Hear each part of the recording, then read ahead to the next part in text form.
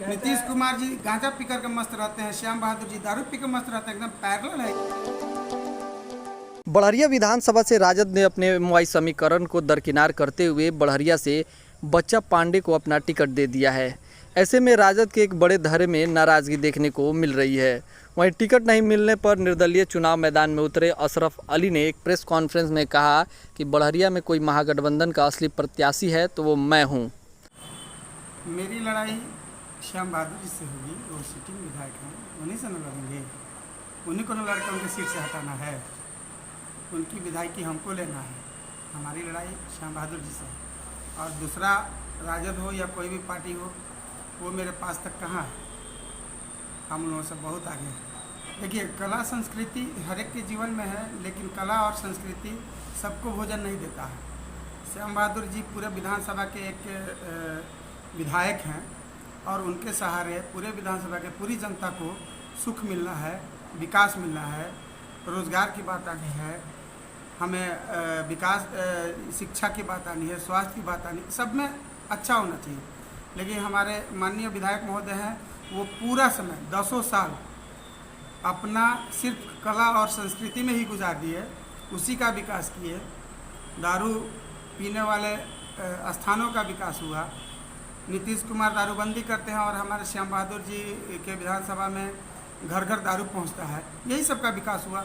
यहाँ तो शिक्षा का विकास हुआ नहीं, कला की विकास हुई है, नर्तकियों का विकास हुआ है। तो जितने नौजवान हैं वो गलत की तरफ भटकते चले गए, और जितने गार्जियन हैं अब वो परेशान है कि हमारा बच्चा कहाँ भटक के चला गया। तो किसी विधायक के द्वारा इस तरह की संस्कृति दी गई कि आप नर्तकियों को देखिए, नर्तकियों के साथ नाचिए और आप दारू पीजिए, पीओ ऑफिस बनाइए, तो ये कहीं भी समाज के लिए अच्छा थोड़े है। समाज आज के डेट में 10 वर्षों की पूरी कहानी को जान गई है। फिर वो किस आधार पे वोट खींचेंगे, किस आधार पे अपनी जनता से वोट मांगेंगे, जनता इस बात को अच्छी तरह से समझ गई है और जनता उन्हें वोट देने नहीं जा रही है। बड़हरिया विधानसभा की जनता कितने दिनों तक नीतीश कुमार का चेहरा देखी है? 10 वर्षों में नीतीश कुमार का चेहरा सिर्फ चुनाव के दिन देखा जाता है, चुनाव के समय देखा जाता है। तो जनता इस बात को नहीं समझ रही है कि नीतीश कुमार का भी चेहरा और श्याम बहादुर का चेहरा दोनों साथ साथ है। नीतीश कुमार जी गांजा पी कर के मस्त रहते हैं, श्याम बहादुर जी दारू पी के मस्त रहते हैं, एकदम पैरेलल है ये जनता कहती है, मैं नहीं कहता हूँ। जनता जोड़ने की प्रक्रिया जो है हम दोनों की बराबर है।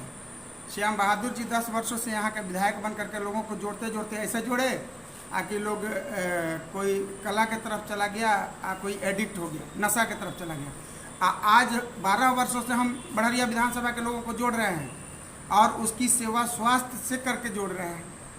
तो हम अपने स्वास्थ्य से जनता का सेवा करके, अपनी ईमानदारी, अपना मेहनत और भी बहुत सारे क्षेत्रों में सहयोग करके हम जोड़े हैं। तो हम तो ऑलरेडी जोड़ चुके हैं, जोड़ने की बात कहाँ आती है? आज वही जोड़ने का नतीजा है कि जनता मुझे चुनाव लड़ने के लिए प्रेरित की, और वही जोड़ने का नतीजा है कि आज श्याम बहादुर जी अपने कुर्सी से हट रहे हैं और उस कुर्सी पर जनता हमको बैठा रही है। स्वास्थ्य संबंधित सुविधाएँ हम बहुत पहले से दे रहे हैं। यहाँ की जनता जान रही है कि बतौर डॉक्टर मैं सरकारी स्वास्थ्य कर्मी हूँ। सरकारी हॉस्पिटल में भी मैं जिस तरह से सेवा दिया हूँ वो यहाँ की जनता जान रही है।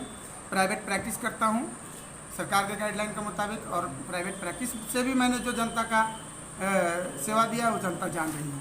और अगर मैं विधायक बनता हूँ तो मैं प्राइवेट प्रैक्टिस से अपने जनता को बहुत सी सुविधाएँ दूँगा। ये समय आने के बाद जनता देख लेगी और समझ जाएगी। एक अहम सवाल जनता के बीच भटक रही है कि आप भी राजद के टिकट से दावेदारी कर रहे हैं और अचानक बच्चा पांडे राजद के टिकट लेकर बड़हरिया विधानसभा में उतर गए, तो ऐसे में आप अपने राजद कार्यकर्ताओं को कैसे जोड़िएगा? देखिए, सबसे बड़ी बात यह है कि हमें ये नहीं देखना है कि राजद के कार्यकर्ता कैसे जुड़ेंगे। हमें ये देखना है कि राजद के कार्यकर्ता हमको ऑफर दिए कि डॉक्टर साहब आप लड़िए। क्यों? क्योंकि टिकट की दावेदारी मेरी थी, राजद के लिए 6 महीने से मेहनत मैंने किया, तो ओरिजिनल राजद का प्रत्याशी तो मैं हूँ। ये पार्टी ने गलती किया कि कहीं बाहरी व्यक्ति को अपना टिकट देकर के वो बड़हरिया विधानसभा का प्रत्याशी बनाकर यहाँ के जनता के सर पर थोप दिया, तो कार्यकर्ता के सर पर भी थोपा गया। अब कार्यकर्ता इस बात को 100% इग्नोर कर रही है, रिवॉल्ट कर रही है कि मुझे वो प्रत्याशी नहीं चाहिए। जो व्यक्ति पहले से यहाँ कार्य किया, जनता के लिए किया, पार्टी के लिए किया, हम लोग उस व्यक्ति के साथ रहेंगे और उसे जिता करके अपना विधायक। तय हो चुका है कि बड़हरिया विधानसभा में हेलीकॉप्टर से उतरने वाले प्रत्याशी को फिर उसी हेलीकॉप्टर पे बैठा के उड़ा देना है। तो यहाँ के लिए उसे विधायक नहीं बनाना है। जो विधायक महोदय 10 वर्षों से अपनी कला से और अपने आदतों से जनता को जो चीज़ देते रहे हैं, उन सारी चीज़ों को जनता समझ करके और उसको भी अपने बीच से बाहर करने जा रही है। उस व्यक्ति को ला रही है जिसके अंदर कला का भी प्रेम है और हर एक चीज़ है, लेकिन वो विकास से सबसे ज़्यादा स्नेह रखता है, वो जनता के सुख दुख से सबसे ज़्यादा स्नेह रखता है और वो जनता के बीच में 24 आवर रहता है। तो उस चीज़ को जनता अब अपने बीच में लाने जा रही है। ये क्लियर हो चुका है और सभी लोग समझ। इस बार चुनाव में शराब और पैसे का इस्तेमाल कैसे नहीं होगा? इसी आधार पर तो विधायक महोदय अपना वोट लेते हैं, है ना। सरकार बंदी की है, हमारे विधायक महोदय के विधानसभा में कहाँ शराबबंदी हुआ है? तो वो इस्तेमाल करेंगे ही। जब इतना पीओ ऑफिस बना, इतने बच्चों को, नौजवानों को दारू की तरफ प्रेरित किया गया, घर घर दारू पहुंचाया जा रहा है, तो शराब का इस्तेमाल क्यों नहीं होगा? फेयर इलेक्शन के लिए आप चुनाव आयोग से क्या मांग करेंगे? यार यही सारी बातें हैं। फेयर इलेक्शन के लिए चुनाव आयोग से हमको यही कहना है कि चुनाव आयोग अपने दिए हुए गाइडलाइन को प्रशासन के द्वारा पूर्णतः इस विधानसभा के चुनाव में पारित करवाए। क्या अपील करिएगा जनता से? जनता से मेरी यही अपील है कि जनता जिस उद्देश्य से हमको विधानसभा में चुनाव लड़ने के लिए प्रेरित की और लाई है, जनता उसको ध्यान में रखे। किसी के बहकावे में, किसी के बरगलाने में जनता नहीं आए। यहाँ के बहकावे करने वाले लोग एजेंट हैं, बरगलाने वाले लोग एजेंट हैं, और वे लोग अच्छे अच्छे प्रत्याशियों के प्रति उल्टी सीधी बातें करके, उल्टा सीधा चर्चा करके और मेरी सीधी सादी वोटर को बहकाएंगे।